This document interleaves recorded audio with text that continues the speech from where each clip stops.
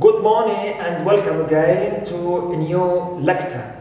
This time we tend to start with you a series of lectures about what we call literary movements. We'll try to cover the main important literary movements and trends.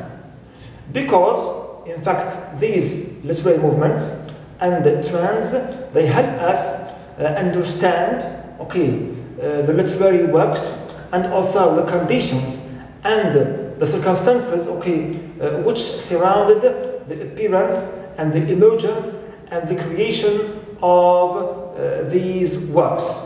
Also, these literary movements help us better understand and grasp the ideological and intellectual also orientations of many writers and poets, and of course these will help us interpret and understand and comprehend the literary work better and better. So we start today with if you can say the oldest or the most ancient or the earliest, you can say, literary movement, which is classicism, or the classical if you can say trend in arts.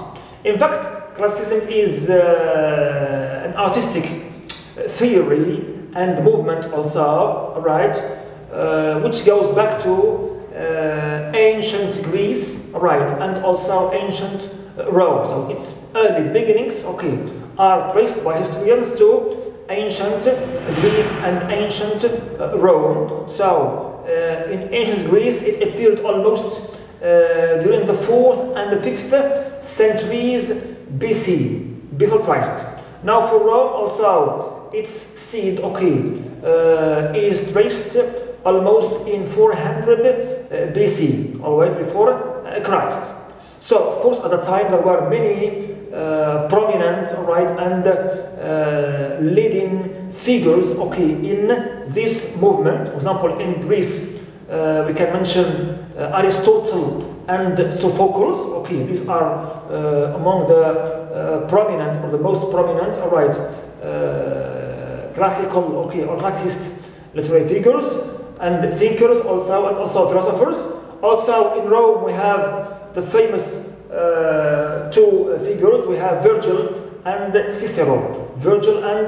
Cicero. Now, of course, just to mention about the beginning of this movement, also it was mainly associated with drama. So it's since its early beginnings, classicism was related and associated with drama, with drama. The movement of classicism continued to appear, and to live on until the 17th century, when it reached its peak with the French drama. So at the time, in the 17th century, the French drama, was very popular, prosperous, and also flourished.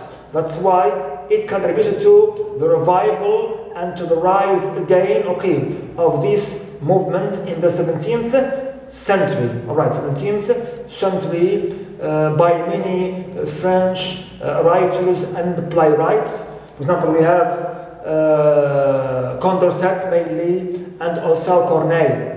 Condorcet and Corneille, who appeared in that 17th century, which is considered and called by historians and critics the age of enlightenment, or the age of reason. The age of reason, because as you know, classicism also is based on and it focuses on reason, not emotions. It focuses on reason and logic. So with the rise of the French drama, also with its also focus on reason, like any other type of art or genre of art. So here this movement grew up again and it sought, can say, the light again and became prosperous, right? As it it had at the time the same, principles with French drama, and its focus on logic and reason. Now, concerning the main features of this movement, of course, right? This movement, right? We said it focuses, right, and it affirms, right, the superiority of logic, of rationality, of reason, clear, over emotions and impulse. So this classicism movement, it prioritizes, right, reason, logic, right, and rationality over emotions and feelings. Because for them, the result of feelings and emotions is going to lead to the collapse of the character. Collapse of the character, and his also tragic end. This movement also, if we can say, it was related, we said, to drama and also to the epics. To the epics at the time, Odyssey, right, and the Iliad, of Homer, right, which are considered the main two, important masterpieces of classicism, right. So it was also concerned with those poems. That's why among its main features that the movement, we say its movement, it stresses and focuses on formal precision. It means in those epics, classical epics and long poems, it produces, if you can say, right, it is concerned with that metrical, rhythm and those patterns which govern, the writing of any classical piece of literature. So focus mainly on the form, also order of elements, of the literary work. Also decorum, it means organization, right, of that piece of literature, right, according to a particular pattern and so on. Also, we say form, order, decorum, and also restraint. It means it must, the literary or the piece of literature which is classical should not be immersed, in that emotional, right, side, that emotional dimension. It must be linked always to reason, and emotions should be restrained, and should be, kept away from any classical piece of literature. So restraint. Also we have dignity, the pride, dignity, morality, right. Also symmetry and proportion, symmetry and proportion. This means they mean the logical relationship between the different parts of any piece of literature. Proportion and symmetry, they should be related logically, right, together. For dignity also it concerns the glory of the hero, protagonist, of the classical piece of literature. Also we have proportion, symmetry, decorum, dignity, morality, right. And on the other hand, classicism avoids, right, ambiguity, and also avoids imagination, right. It is based on reason, which is precise in its limits, you can say, right. And also it avoids the lack of resolution. The hero in the classical piece of literature should have, that logical way of thinking must be, determined, right, and resolved in his actions, okay, and he mustn't be shaken, all right, or hesitant, all right, and resorts to his feelings and emotions. He must be, all right, logical, and he must also focus on reason to take his decisions, okay, to take his decisions, right, and he must shun as much as he can any emotional, right, impulse, any emotional impulse or effect. Good. Also, among the main prominent features which the movement is well known of, we have the three unities, okay, three unities of drama, which are introduced by Aristotle in his Poetics, all right, when he said that drama, okay, is based on three main unities. The first one, unity of time, unity of place, and unity of action. Unity of action. So the classical drama in general is based also and is related to these three unities. All right. We have unity of time. It means all the play actions should take place within, okay, 24 hours, should happen, okay, within or during only one day. And unity of place, all the actions also should take place in one place, which is the stage, of course, the stage, okay, of the theater. And also unity of action, it means all the actions and the events of the play should be related to one major plot only, clear, and there should be no subplots, or if they are, there should be very few. So all the actions, all the events should be related, okay, and should surround around one major plot, unified, unity of action. Good. Now this movement, of course, we said it grew, right, and prospered in the 17th century, right, mainly with French drama. So it's prospered thanks to the French drama, okay, and drama in general, also drama in general, right. That's why you find it in this movement.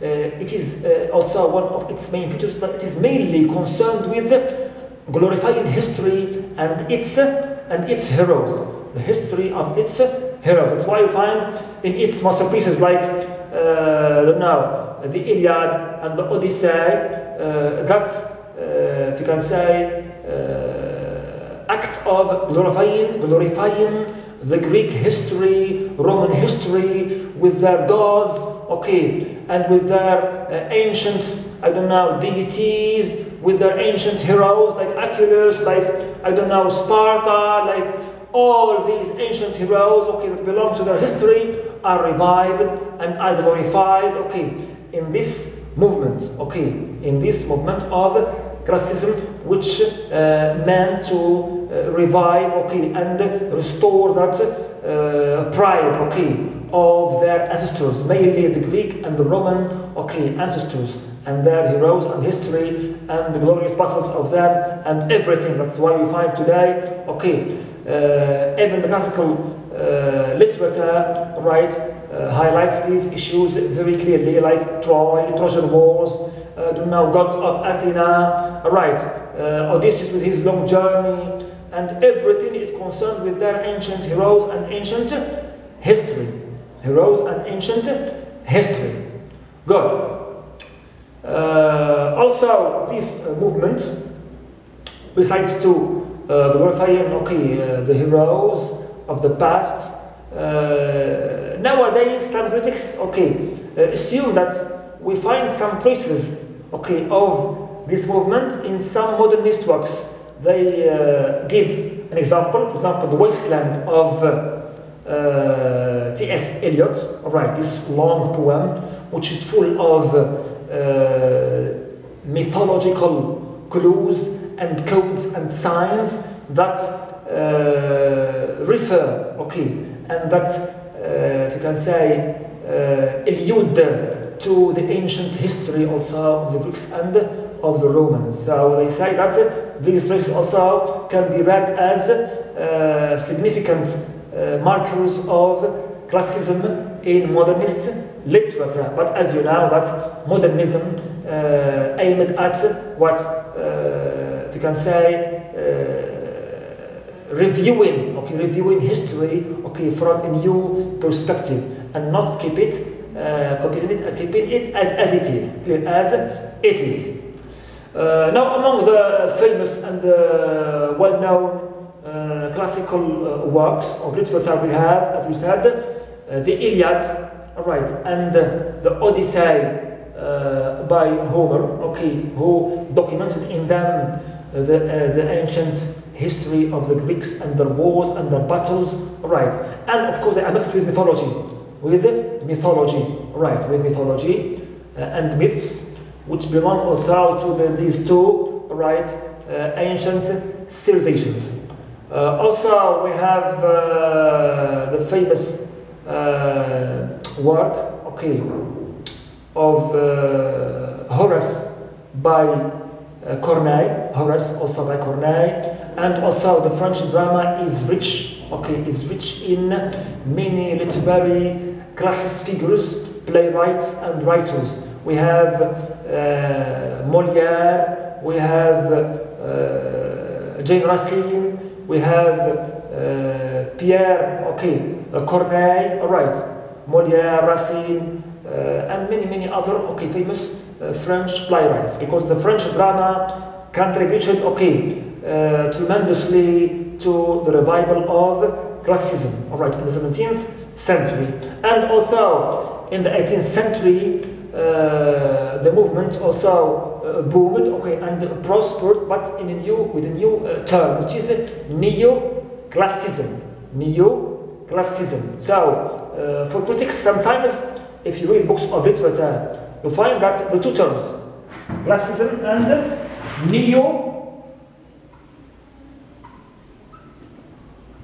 neoclassicism, they are used synonymously or interchangeably to refer to the same literary movement. But in fact, they have the same principles, the same ideals, and the same, if you can say, philosophical, standpoints, Now, the difference between them lies only, in the timing. So, when the movement of classicism, reappeared again in the 18th century, and boomed and prospered, it was called then neoclassicism. But in fact, it is the same, movement with the same principles of classicism. It can call it an extension, of the previous and the ancient movement, but of course with new literary works and products. Good. Now, this movement also, classicism, has its own styles, which are implemented, in these literary masterpieces, or classical masterpieces. For example, it can be, or the classical piece of literature can be pastoral, it's one of its styles. Pastoral, it is related to shepherds, in the countryside, and also the language is courtly language, noble, high language, elevated language, in the countryside by those shepherds. Here, this form, also belongs to, one of the styles of classicism, or the classical literature.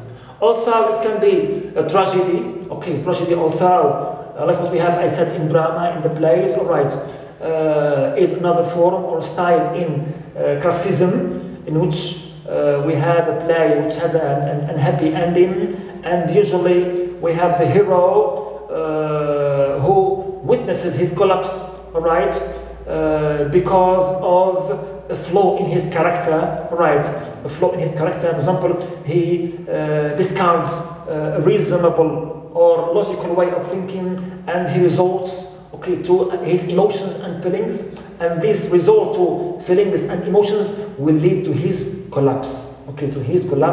Also, the factor of fate is present also in tragedies, which also if you can say, imposes certain circumstances, all right, on the protagonist or the hero, okay, and leads to his, collapse, all right, to his destruction or end. That's why, okay, classicism focuses and advocates mainly reason and not emotions. And whenever emotions are present for them, it's a kind of flaw. It's a kind of, you can say, precursor to collapse, right, and to chaos, Another also style of classicism, also which is widely, here used in this movement, besides to, we said, tragedies and also shepherds, we have also the epics like the Iliad, and the Odyssey, all right. The epic is a long narrative poem, which recounts heroic deeds of a hero, glorified deeds of a hero, all right. So this also is another style which belongs to classicism, like Odysseus, for example, the Odyssey, in his epic of the Odyssey, like, for example, Achilles in the Iliad. So all these epics, all right, represent a classical and the classicist literature and movement. All right, go. So this movement, is very important to understand, all right, the ancient pieces of literature. We need to know about why they, for example, focused on certain principles, on certain standpoints, all right, and on certain forms of expression, like the epics, long poems, and so on, all right, and why they also try to always immerse history, and its glories in their pieces of literature, all right. All these questions, are answered if we know, and learn about the principles of this movement, which we hope that we have highlighted today properly. So this is normally all what we can say about this movement, all right, which represents the seed, of the other literary movements. It appeared before them. And now, before we, if you can say, end our lecture, I would like just to watch with you, this sample, all right, sample from one of the classical, literary masterpieces, but it is here in an audiovisual form. It is a clip, taken from the film of Troy, which represents the scene of the fight between Hector,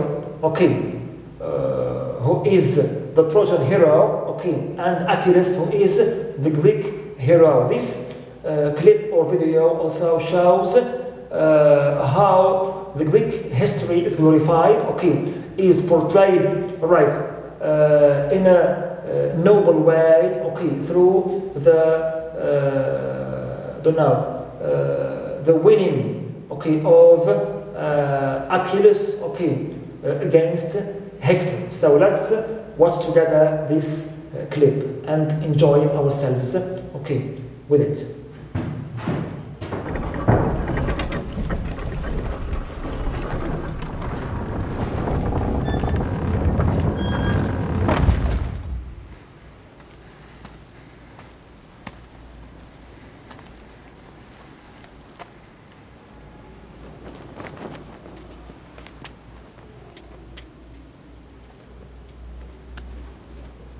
I've seen this moment in my dreams. I'll make a pact with you. With the gods as our witnesses. Let us pledge that the winner will allow the loser all the proper funeral rituals. There are no pacts between lions and men.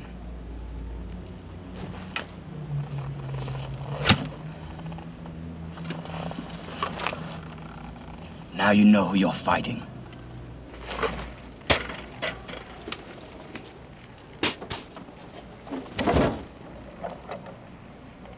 I thought it was you I was fighting yesterday. And I wish it had been you. But I gave the dead boy the honor he deserved. You gave him the honor of your sword. You won't have eyes tonight. You won't have ears or a tongue. You will wander the underworld blind, deaf, and dumb, and all the dead will know. This is Hector, the fool who thought he killed Achilles.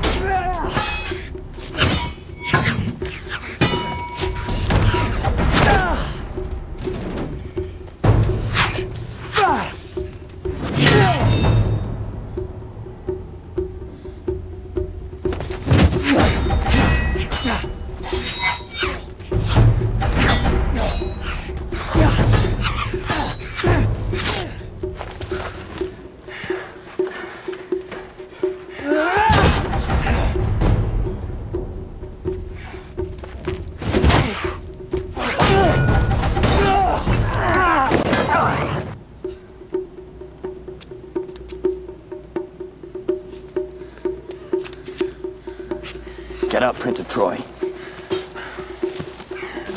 Get up. Won't let a stone take my glory.